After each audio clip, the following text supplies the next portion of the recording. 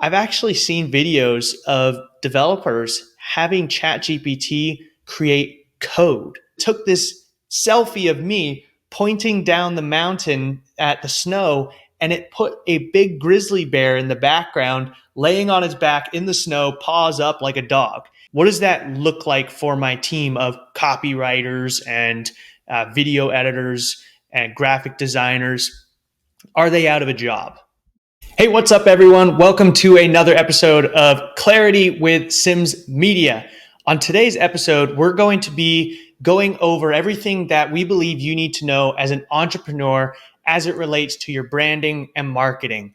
I want to cover a few main areas, such as where are the capabilities of AI that you need to know of, how can you implement that within your business, and then also what does that look like for your team? Because I've been getting that question a lot. If we've got all this amazing AI that can do super cool stuff and generate all this stuff for us, do we need our team? So I want to go over that as well. Also, for all of you that are tuning in on this live stream, I had to pre-record this video because myself and my dad, we are both traveling at the moment, and I did not want to gamble on whether or not the Wi-Fi would be good enough to deliver this to you. But saying that, I am tuning in right now. I am on my phone. So if you have any questions as we go through this, then just put them in the comments and tag me. That way I know which platform you're asking the questions on, and I will answer those and we can chat within the comments section as well. And then, of course, if you're watching the replay of this, same thing. Just put your questions in the comments and I will get to those as well. So let's jump into this. I've got my notepad here because AI is exciting and interesting to me. And as you know, I'm very geeky and I love this stuff.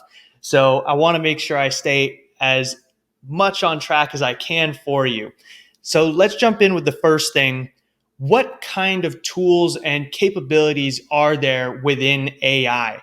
There's been a lot of talk about Chat GPT. I think that is one that the majority of you have already heard about, but there are so many tools available to us. And the ones that I want you to know of fall into the categories of text, image, and video generation and manipulation. So ChatGPT is a text tool. We have the ability to prompt it to write something for us, rewrite something. It's all text-based. So we have a conversation with it through text, and it gives us an output through text. But there are also other tools like AnyWord and Jasper and Instatext that are very specific for what they are outputting. So there are tools that are very focused on blog writing. So you give it a prompt, you give it some points that you want it to cover, you give it the tonality that you want it written in, and it will give you that blog. I will say that some of these tools, if you are very specific on what you want and your workflow, those other tools might be better for you to check out and start digging around as to what's available to you. But ChatGPT in general is very impressive as to what it can actually do, but it is very much guided around your ability to prompt it and to guide it to the right answers for you. So there are the ChatGPT, AnyWord, Jasper, Instatext. Those are just a few of many text tools available to you. Then we start getting even more complex, and there's image tools. So ChatGPT is through a group called OpenAI, and OpenAI have an image AI tool called Dall E 2. And it's incredible. You can prompt it the same way to create an image for you. So you can say, I want an image of a motor. What I did actually was I asked it, I really like graffiti and street art and such. And as you may know, I'm a huge adrenaline junkie. I love racing motorcycles. So I asked Dall E 2 to create an image in Banksy styling of a motorcycle. and I got 4 different images of motorcycles done in a Banksy style. And honestly, they were really good. And so this is a huge feature for us to kind of understand and make up for weaknesses that we may have. If, like for me, my graphic design and artistic abilities go as far as being able to use Canva to create good enough graphics and images, but I'm not artistic. Like if I have to paint something, it's not going to happen. So being able to just ask these platforms to do it for me and create a cool image in a style that I like around a topic that I like is very impressive. So Dall E 2 is one of those image AI tools available to you. And at the same time, you can manipulate images using it. So I had some fun with this. I just took a video, an image of me snowboarding. I took a selfie of me looking down the mountain, and I'm in the trees in untouched snow. And what I did was I selected the frame within my photo that I wanted the AI to generate within, and I erased a section of that I wanted the AI to fill in for me and replace. And what I said was to generate a bear laying in the snow. And so what it did was it took this selfie of me pointing down the mountain at the snow, and it put a big grizzly bear in the background laying on his back in the snow, paws up like a dog. And so of course I sent this to my mom. I'm like, hey, check out what I ran into on the trails today, and had a bit of a laugh with that. So but you can use that in so many ways. You can build on top of existing images, or by erasing stuff, telling it to put stuff in there. So you can really get creative with existing photos, but you can also generate photos from scratch and ask the software to elaborate and expand upon this image and bring in more and more and more. So that's already some of what we can do when it comes to images, not just text. But then it gets even scarier and more exciting and goes into video. If you think about it, if AI can understand and pull together all the elements necessary to make an image, videos are just a sequence of images all put together. And so it's not long before that becomes just as developed and as quick as the image generation software. Currently, I don't think most of the companies that I've seen that are using this are public yet. I think most of them are in the beta stages, but I've seen it in action. I've seen these companies using AI to create videos, and it is impressive. It is very impressive. But for now, most of what I've seen is the ability to manipulate your videos. So if you wanted to do an explainer video of something, an instructional video, but you didn't want to be the one on camera and some other avatar would fit better for your audience, there are tools out there like yesterday I was just playing around with it and I found one called Synthesia. And on there, you can put in your script of what you want said and then select the person as well as the accent that you want to read out and have a video talking your script. And it's really cool to see. It's pretty good. It is pretty good. Sometimes if you pay attention, you can see the mouth and the way it moves is a little bit off. But for the most part, that's just nitpicking. Like, it's really impressive still. So you've got the ability to do all this text manipulation. You've got the ability to generate images. You've got the ability to create avatars to read your scripts as a different person with a different accent. You can also edit existing videos of yours. There's a tool right now that I'm really enjoying playing around with called Descript. And this one, you can put your video in there and say you mess up and say the wrong word for something.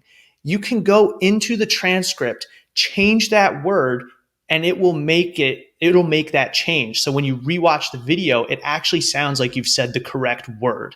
So it will correct your script in video, and it'll keep your voice and the tonality as well. So these tools are really incredible. But where does that lead into how you use that for your business? When we look at text, when we look at image, when we look at videos, a lot of that is creative output. So that's why I'm saying a lot of this falls within branding and marketing.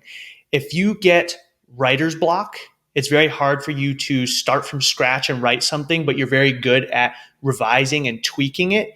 Then looking at tools like Chat GPT and Jasper to just get the ball rolling and pump out a blog for you that you can then revise is a huge advantage to you, because you're able to make up for your weakness of going from 0 to 1 and instead have the AI do that 0 to 1 stage, and you fill in the 1 to 10 of the revisions and the tweaking and personalizing the content. So you can fill in for your weaknesses and play to your strengths. You can also speed up your process in general. If you're looking to write a bunch of hooks for different advertising campaigns, then you can put in there a type of hook. Or if you've got one hook, you can put that in there. Or you can put in to like ChatGPT the context around the hook that you're trying to generate and say, give me 10 different hooks to choose from for a particular avatar. And it will go ahead and pump out those 10 hooks for you. So it can speed up this creative process so much.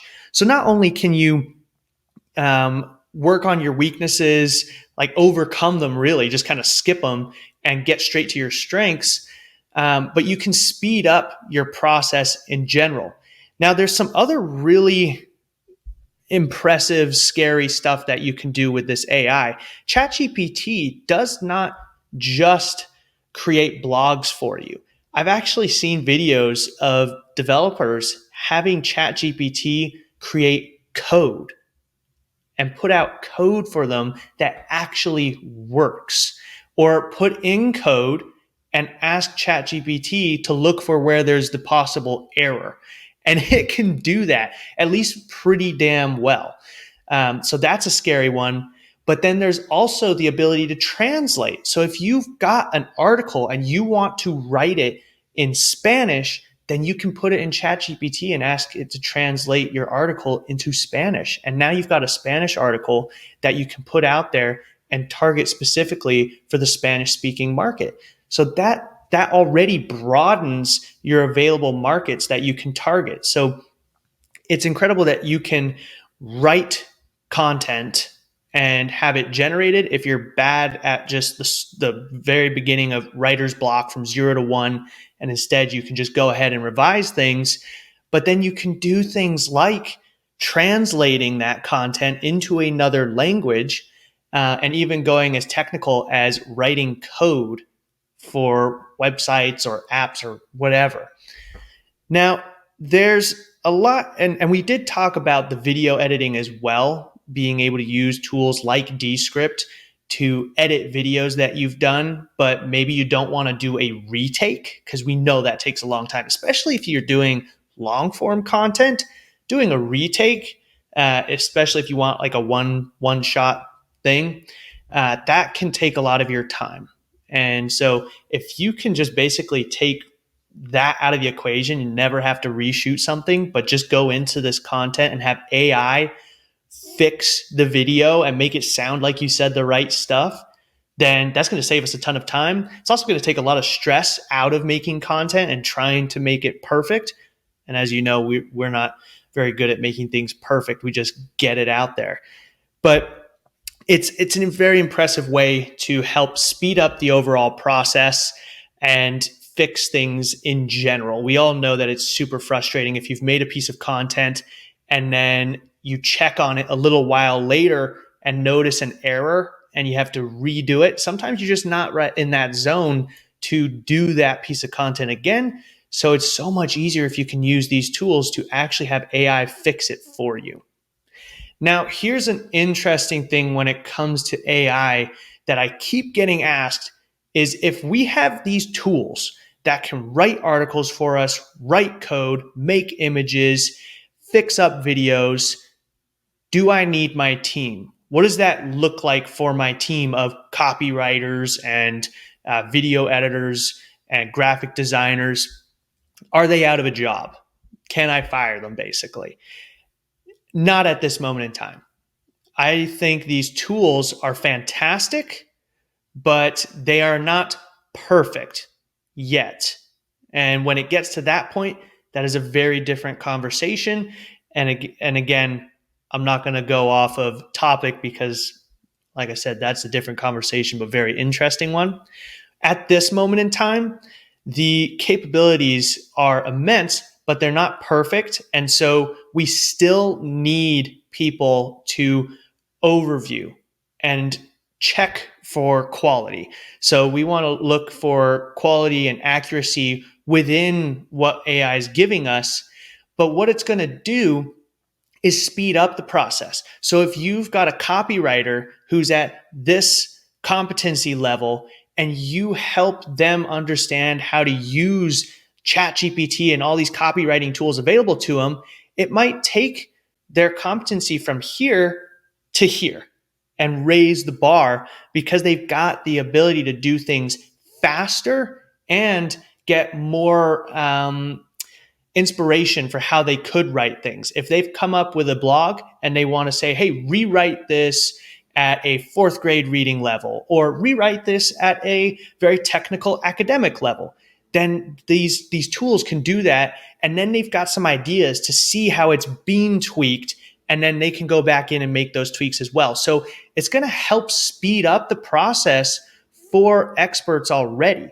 So that's just going to elevate your quality of your work within your business and speed up the workflow. So I don't see, and that's applicable for all the areas of text, for images, for videos. I don't see you being able to get rid of your team. I also don't think you should. I think this is an opportunity for you to give these tools to your team so that they can speed up their process and improve it. And what's not appealing about that within your business, being able to do more work at a higher level? That's a massive ROI on everything. So I don't think we are going to lose our team yet.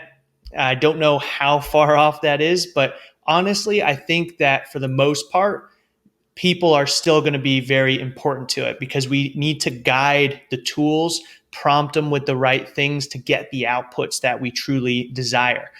What I also think AI can allow us to do is open up our hiring pool to a larger market. Because right now, if you're looking for a particular level of experience or competency within a skill like copywriting, you've only got a certain pool to pull from for hiring. But I think these tools are actually going to allow you to broaden out that pool because you can use these tools to kind of make up for where someone may be slightly inexperienced and almost help train them to see and recognize what good copywriting looks like.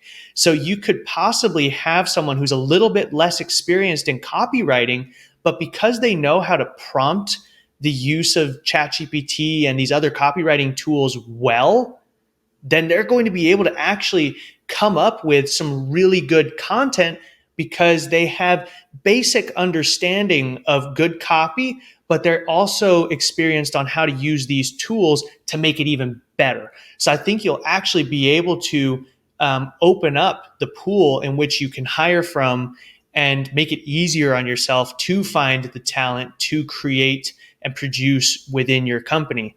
So it's going to help to increase the efficiency of your team. It's going to help to increase the quality of the output of your team. But I also think it's going to allow you to play in a larger pool, draw from a larger pool for hiring people onto your team, because these AI tools are so good at creating a larger output, a higher quality output than what our competency level is at.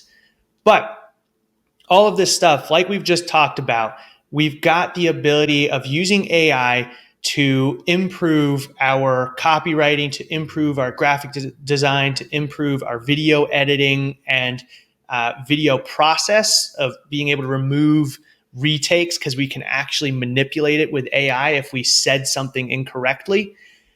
But these are all elements of marketing. And we still need to, and we say it over and over and over again, before you worry about your marketing, you have to focus on your branding.